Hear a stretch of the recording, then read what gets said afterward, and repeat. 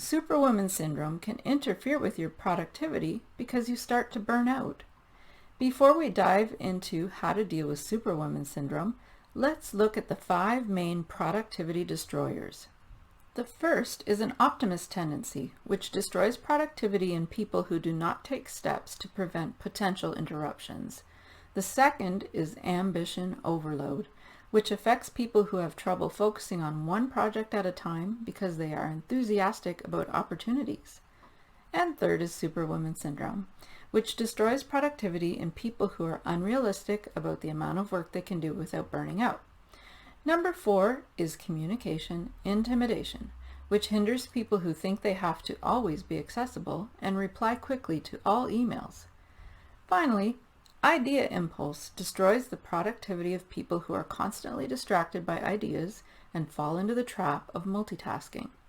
None of us are immune to these 5 productivity destroyers, but generally each person finds one of them the most difficult to overcome.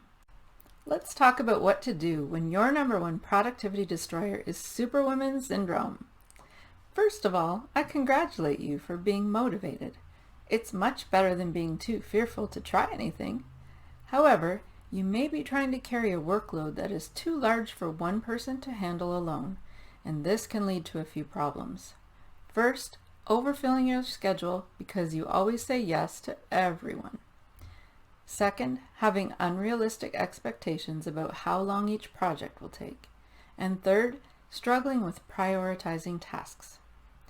A few years ago, I felt overwhelmed because I had accumulated too many responsibilities. I was leading a translation team while completing doctoral research and teaching. I was the main musician, volunteer supervisor at our church, and much more.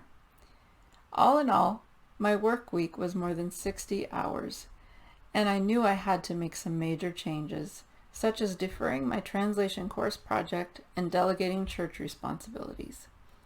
It took me about a year to reduce my work week by about 20 hours, but it was one of the best decisions I have ever made. It was time to rein in my superwoman tendencies. Perhaps you are in a similar scenario. Now, there is a quick win strategy that will bring you relief from Superwoman Syndrome. But first, how do these traits affect us in terms of productivity? Now, if you only had a choice between being Superwoman and being too fearful to try anything, it would be best to be Superwoman. But there is a middle ground. Finding a balance of enough work to keep you challenged and motivated without causing you to burn out. Perhaps you started out thinking that you could keep up with it all, but it is simply not sustainable. Overworking becomes a constant juggling act that leads to a loss of productivity. So it's time to set some reasonable expectations. It's up to you to determine a reasonable workload that allows you to be productive. The first step in counteracting Superwoman Syndrome is to carry out a quick win strategy at the beginning of your day. Your quick win strategy is the task triage. Here's a quick way to triage your tasks in just 15 minutes. Set a timer, and number 1, figure out how many hours you have available today to work on tasks after blocking off time for meetings.